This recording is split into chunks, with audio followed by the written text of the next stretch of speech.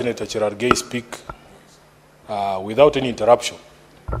I want to call on your protection early on because of the things that I want to say. I would prefer that I be heard in silence, Honorable Speaker. Number one, I want to tell the Senator for Nandi that there is nothing like government property. Everything that the government owns is owned by the taxpayer. It's our money. It is ours to do with as we please. So nobody will lecture us about how to misuse our property. Secondly, Honorable Speaker, when we talk about taxpayer money, it is not just the money that goes to the county governments that is taxpayer money. Even the national government money is taxpayer money. It broke my heart, Honorable Speaker, just a few days to see a whole doctor posting on Twitter that after all the noise they made out here, Honorable Speaker, when they were coming here, when they were on strike saying the Senate should do something because health is devolved, after all the push we gave as a house to the medical doctors to push the National Assembly to allocate money to them in the current budget, a whole doctor goes on Twitter and says, "Thank you, President Ruto, for giving us money." That's not his money. That is public money. Honorable Speaker, that is public money. Number two, Honorable Speaker, as a taxpayer in this country, there are very few things that make me happy because we have serious problems with the way that this government utilizes our property.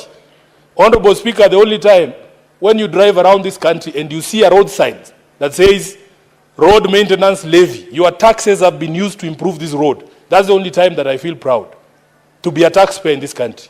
But all these other times, when you talk about people putting their photos everywhere, I have seen governors, whenever there is a tax waiver, his photo is bigger than the message that is in the newspaper. I have seen governors buying billboards. The face occupies 3/4 of the billboard. The message is so small, the rest of the billboard is his face. Honorable Speaker, even this week, I have seen a governor who is my friend, and I have to say this because I want him to succeed. He has bought time on Citizen TV, prime time. I was watching the news at night, and I see a governor advertising a project that is funded by the county government, and he's saying that this project has been funded by so and so. I was very shocked. Where do you get the money, Honorable Speaker? I don't want to be informed. Sifuna, do you want to be I don't want to be informed. I'm in the middle of teaching. I'm in the middle of a lecture. Honorable Speaker, so I was very shocked. You all have TVs, you can pay subscription, you will see the governor. So, Honorable Speaker, I ask that you protect me. When I began this submission, Honorable Speaker, I asked that you protect me because I knew this would happen. Honorable Speaker, we have seen images of governors. What is your point of order, Senator Cherargei? Under which standing order are you raising the point? Mr. Speaker, I stand under standing order 101 on contents of speech. When Senator Sifuna says he's teaching us, is it part of the rules of debate, Mr. Speaker? Are there children that he's teaching here? All of us are distinguished senators, and that governor, by the way, Mr. Speaker, is Governor George Natembeya. That is why he's fearing to say. Maybe he's teaching citizens of Kenya. In fact, Honorable Speaker, if you look upstairs, you will see there are children there. Yeah, so allow me to teach. And when I'm standing here, I am not just speaking to this House, Honorable Speaker, I'm speaking to the country. So, Honorable Speaker, I have seen images of governors on something as mundane as milk packets for school milk, even on meals, Honorable Speaker. So that you want to tell us that this is Sifuna is doing. I have seen my colleagues in the National Assembly, Honorable Speaker, every single national government CDF funded project, they have to find a way to put their names on it. Even after the courts ruled that this thing is unconstitutional, they changed now, they say, oh, this is financial year 2022-2023, patron. Then they write Edwin Sifuna, patron. Honorable Speaker, this Mr. Musundi has identified a proper problem in this country. And we want to be able to say that every single coin that is utilized by national and county governments is actually our money. That's our property. Honorable Speaker, I've seen these patrons disbursing bursary checks, and they want to greet the parent and look them in the eye and ask them, who is the person who gave you this check? Then they say it is Sifuna. Then they say, remember me in 2027. Mr. Speaker, you would think that that money is their money. And one of the things I don't understand, these members of the National Assembly make the dishing out of checks to appear like something that is so appointed. Like a clerical job, who cannot dish out, who cannot, if your office wrote checks, how difficult is it to distribute checks? It's a physical transaction. So they come and make noise here and tell us all about how children will not go to school. Honorable Speaker, and that check has 2,500 shillings on it. There are people here who are educating children and they don't even announce it. Honorable Speaker, they should come to our offices so that we tell them, all those children that I have paid school fees for, even if you see a single one of them with a picture of Sifuna, you should ask me. They go there and they say, this is the so-and-so who did it for me. But you don't see me presenting checks here in Nairobi saying, oh, Sifuna is issuing bursaries today. That is not your money. Can you show us photos of you issuing your own money so that you leave this public money aside, Honorable Speaker? Then, Honorable Speaker, the majority leader even wanted us to extend this thing to Plex. There was a young man who was going around this country called Morara, auditing national projects. The country is led by Plex, written, oh, this project was commissioned by William Ruto on this particular day, on this particular day. Those are the other plaques that we need to go for, because that is not Ruto's money. He should also remove his name on those plaques. Honorable Speaker, it is the truth. The majority leader told us we need to extend it to plaques. I can show you those plaques. Senator Sifuna, there is a point of order again from Senator Chalge. Mr. Speaker, I rise again understanding 101 on contents of speech, Mr. Speaker. This obsession by Senator Sifuna or President William Ruto must stop. If he wants to discuss the president, he should bring a substantive motion. Then we can handle at that point. He should stop this obsession, Mr. Speaker. Please, protect, because the president is not here to defend himself. Because when you are making such assertion against anyone, they have a right to be here to defend themselves. But since he's not here, he should just stop dragging. You know, majority leader can defend himself because he's here, Mr. Speaker. Can the Honorable Senator withdraw and apologize or substantiate, Mr. Speaker? Because when he says there are plaques that are littered with the name of President William Ruto in the country, that is not a statement of fact and standing order 105. Senator Chalage, just a minute ago you are requesting to be given the names of the governors. Correct. You have the plaques. No. Also, you mentioned the name of a certain governor. Correct. Sit down, Mr. Speaker, can I finish? Speaker, can I finish? Mr. Speaker, can I finish? Too long. Can I finish? Listen, Senator Chalege, since too long cannot make a right. Also, Senator Sifuna, there was a communication from the chair about that standing order to avoid mentioning names of state officers who are not in this house. Maybe unless you bring a substantive motion. Honorable Speaker, can I finish? Sit down, Bwana. Sit down. You are not the Speaker. All the senators. You are not the Speaker. Mr. Speaker, why is Senator Sifuna ordering me? You are the Speaker. Resume the seat. Resume your seat, Senator Sifuna. Let me finish what I was saying. I'm saying as much as possible, you know, those plaques, those billboards and everything, whatever it is, avoid mentioning names of whatever billboard you saw, so that now we can make progress, Senator Chalge. Honorable Speaker, can I proceed, please? Yes, but Honorable Speaker, we are not discussing personalities. We are discussing our money.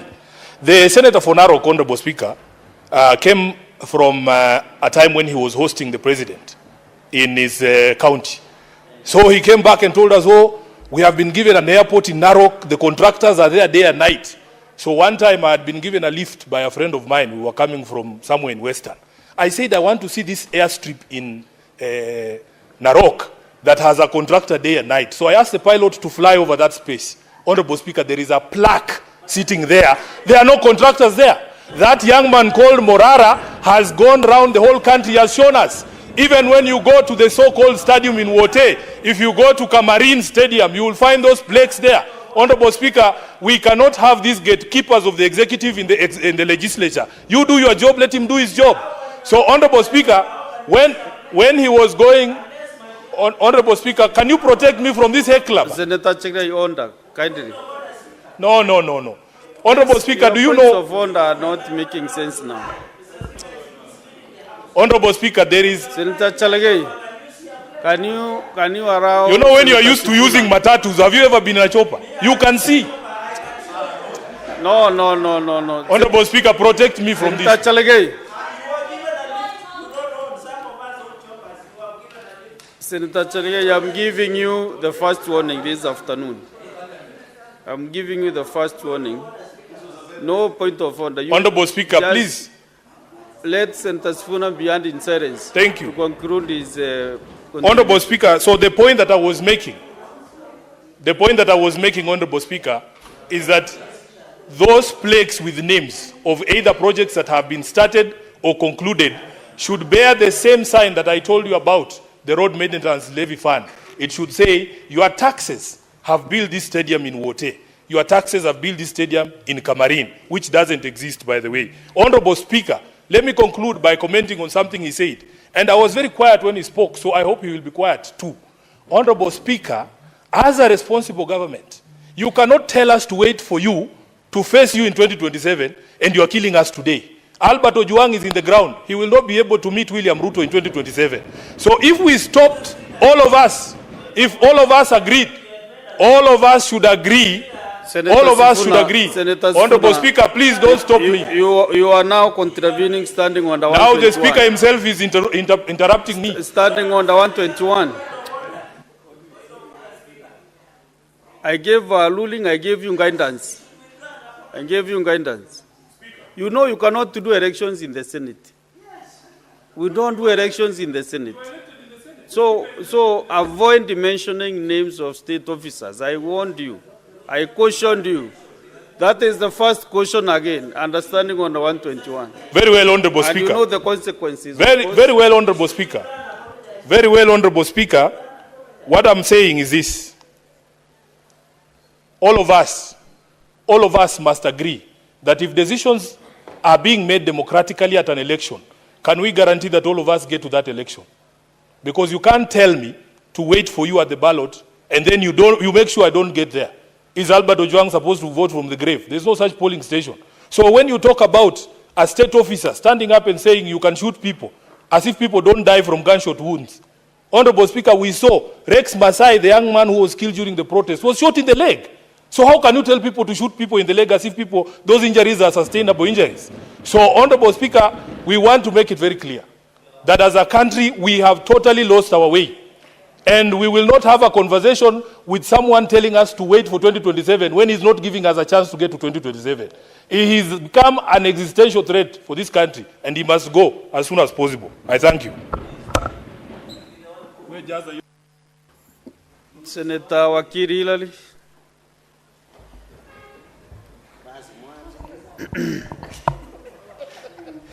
Thank you. Mr. Speaker, you will protect me from Senator Chalege, particularly when he makes reference to the local dialect that he requests of me to speak to the House on. First, Mr. Speaker, I want to laud this gentleman called Laban Omusundi. He has not only been filing public interest petitions in this House on matters like what we are debating today, but also on matters that covers on the laws that we are legislating in this particular House. Mr. Speaker, in fact, as of today, we have, as JLAC, a report that we were meant to table on another petition that he has filed regarding the introduction of a framework on the recall of members of county assembly, and in that particular petition is saying that the law does not provide for it. So as a Kenyan, a patriotic Kenyan for that matter, I want to appreciate him because we've dealt with not one, not two, but more than 3 petitions as JLAC by this same gentleman. I needed to appreciate him so that as he continues to do that most of us do not or cannot do, he knows he's doing it because he's a patriotic Kenyan and he's doing the act that is expected of us, not only to keep the legislature in toss in terms of enactment of laws, but also in terms of public interest petitions that covers areas including where we are saying we do not want to continue seeing governors, members of parliament, members of county assemblies emboldening their names on resources of public which have been utilized to develop certain infrastructure in our various places.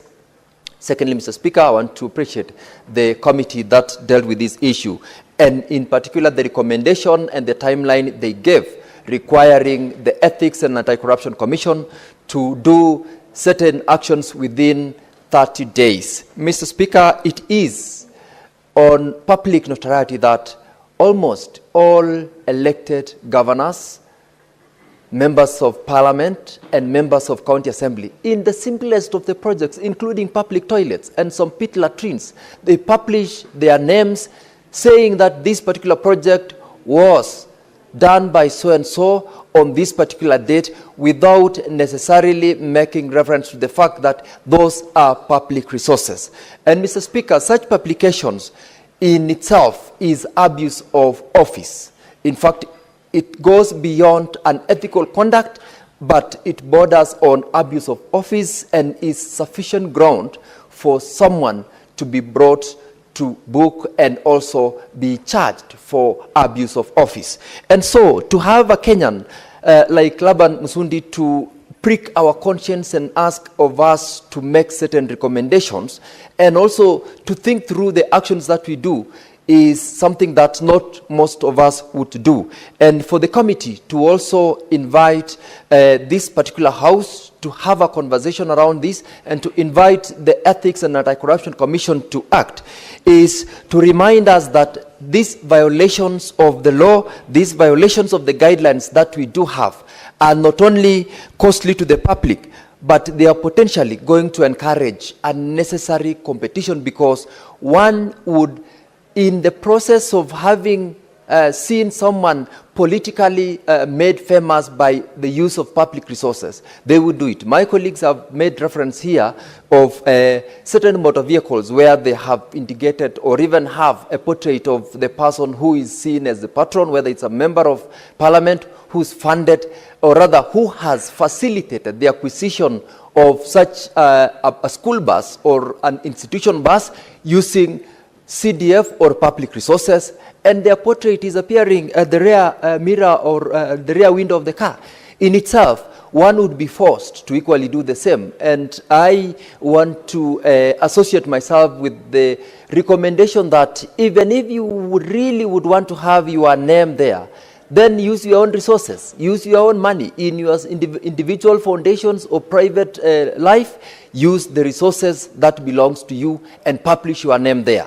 Let public resources be used for public resources, because if you were to look at the amount of these portraits of the billboards that are payable for one to display, that amount is sufficient to be utilized to do projects which would benefit the public. I therefore appreciate the work and the recommendation of the committee, and as Senator Cherargei said, we have indeed invited the Ethics and Anti-Corruption Commission to give us an itemized status of the cases or reports which various committees of this House have made recommendations for their action.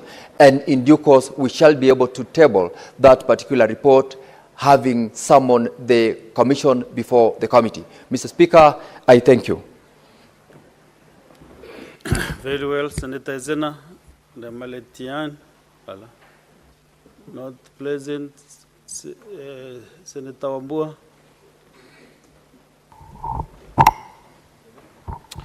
Thank you, Mr. Speaker. Mr. Speaker, I also stand in support of the report by the Standing Committee on Devolution on this petition on by Laban. Mr. Speaker,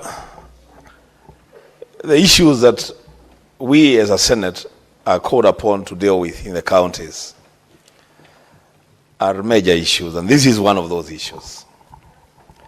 Mr. Speaker, all of us are born witness to situations where governors in particular counties want to behave as though their names are synonymous with their counties.